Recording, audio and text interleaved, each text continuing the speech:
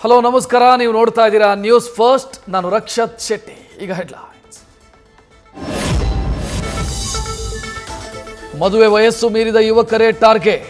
ಗುಬ್ಬಿಯ ಅತ್ತಿಗಟ್ಟೆ ಗ್ರಾಮದ ಯುವಕನಿಗೆ ವಂಚಿಸಿದ ಗ್ಯಾಂಗ್. 3 ವರ್ಷದಲ್ಲಿ 5 ಮದುವೆ ಮಾಡಿಕೊಂಡಿದ್ದ ಐನಾತಿ ಲೇಡಿ ಅರೆಸ್ಟ್.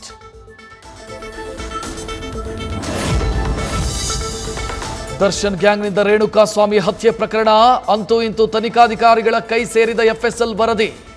ತನಿಖಾಧಿಕಾರಿ ಸಿಬ್ಬಂದಿ ಮತ್ತು ಕಾನೂನು ತಜ್ಞರ ಜೊತೆ ಕಮಿಷನರ್ ದಯಾನಂದ್ ಸಭೆ.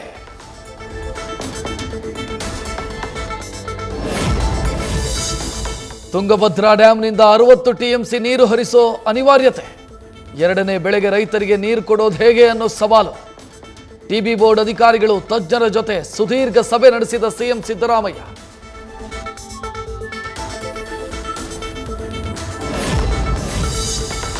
ಟಿಬಿ ಡ್ಯಾಂನ ಚೈನ್ ಲಿಂಕ್ ಗೇಟ್ ಮುರಿದ ಪ್ರಕರಣ.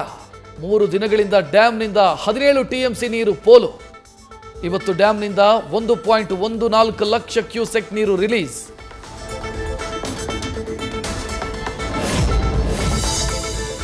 ತುಂಗಭದ್ರಾ ಡ್ಯಾಂನ ಕಾಲುವೆ ನಂಬಿ ಬಿತ್ತನೆ ಮಾಡಿರೋ ರೈತರು 70,000 ಹೆಕ್ಟೇರ್ಗೂ ಹೆಚ್ಚು ಮೆಣಸಿನಕಾಯಿ, 80,000 ಹೆಕ್ಟೇರ್ಗೂ ಹೆಚ್ಚು ಭತ್ತ ನಾಶವಾಗೋ ಆತಂಕ.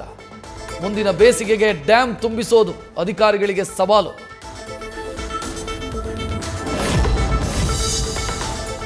ಇವತ್ತು ಖುದ್ದು ಟಿಬಿ ಡ್ಯಾಂಗೆ ಸಿಎಂ ಭೇಟಿ. ಕೆಲ ಹೊತ್ತಲ್ಲೇ ಸಿದ್ದರಾಮಯ್ಯರಿಂದ ಗೇಟ್ ಮುರಿದ ಸ್ಥಳ ಪರಿಶೀಲನೆ. ನಂತರ ಅಧಿಕಾರಿಗಳ ಜೊತೆ ಮತ್ತೊಮ್ಮೆ ಸಭೆ.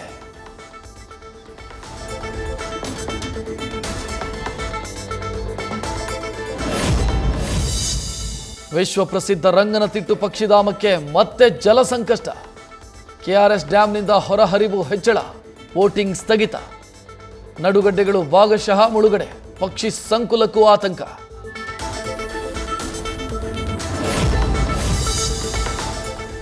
ಮೂಡಾಬೆನ್ನಲ್ಲೇ ಸಿಎಂ ಸಿದ್ದುಗೆ ಮತ್ತೊಂದು ಸಂಕಷ್ಟ. ಜಮೀನಿಗೆ ಪರ್ಯಾಯ ಸೈಟ್ ಪಡೆದ ಆರೋಪ. 82ನೇ ಸಿಸಿಎಚ್ ಜನಪ್ರತಿನಿಧಿಗಳ ಕೋರ್ಟ್ನಲ್ಲಿದ್ದು ಅರ್ಜಿ ವಿಚಾರಣೆ.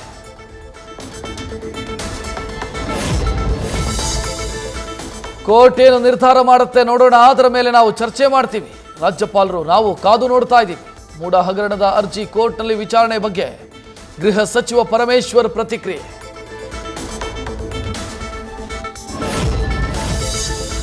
ಚನ್ನಪಟ್ಟಣ ಉಪಕದನ ದಳಪತಿಗಳಿಗೆ ಮತ್ತೊಂದು ಟೆನ್ಷನ್. ಡಿಕೆ ಬ್ರದರ್ಸ್ಗೆ ಸೋಲಿನ ಸೇಡು ತೀರಿಸಿಕೊಳ್ಳೋ ತವಕ. ಯೋಗೇಶ್ವರ್ ಬಂಡಾಯ ಅಭ್ಯರ್ಥಿಯಾದರೆ ಜೆಡಿಎಸ್ಗೆ ನಷ್ಟ. ಒಕ್ಕಲಿಗ ಕೋಟೆಯಲ್ಲಿ ಟ್ರಯಾಂಗಲ್ ಫೈಟ್.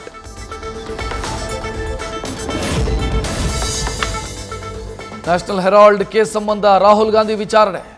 ಪವನ್ ಬನ್ಸಾಲ್ ವಿಚಾರಣೆಯ ಬಳಿಕ ಇಡಿಗೆ ಮತ್ತಷ್ಟು ಮಾಹಿತಿ. ಮತ್ತೆ ರಾಹುಲ್ಗೆ ನೋಟಿಸ್ ನೀಡಲು ಇಡಿ ತಯಾರಿ. ಎಲ್ಲ ರಾಜ್ಯಗಳ ಕಾಂಗ್ರೆಸ್ ಅಧ್ಯಕ್ಷರಿಗೆ ಹೈಕಮಾಂಡ್ ಬುಲಾವ್. ದೆಹಲಿಗೆ ತೆರಳಿದ ಡಿಸಿಎಂ ಡಿಕೆ ಶಿವಕುಮಾರ್. ರಾಹುಲ್ ಗಾಂಧಿಗೆ ಇಡಿ ನೋಟಿಸ್ ನೀಡೋ ಸಾಧ್ಯತೆ ಹಿನ್ನೆಲೆ ಹೋರಾಟದ ಪ್ಲಾನ್.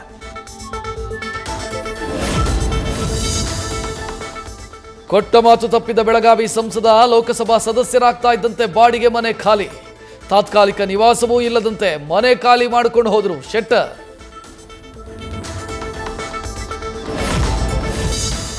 ಸಿಂಧನೂರಿನ 5 ಸಿಎಎ ಕಾಯ್ದೆಯಡಿ ಪೌರತ್ವ.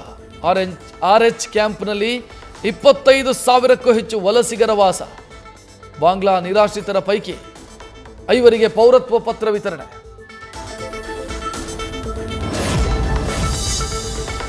ನಮ್ಮ ಮೆಟ್ರೋ ಹಸಿರು ಮಾರ್ಗದಲ್ಲಿ ಸೇವೆ ವ್ಯತ್ಯಯ. 3 ದಿನ ಮೆಟ್ರೋ ರೈಲು ಸೇವೆಯಲ್ಲಿ ವ್ಯತ್ಯಾಸ. ನಾಗಸಂದ್ರದಿಂದ ಮಾದಾವರವರೆಗಿನ ವಿಸ್ತೃತ ಮಾರ್ಗದಲ್ಲಿ ಸಿಗ್ನಲಿಂಗ್ ಪರೀಕ್ಷೆ.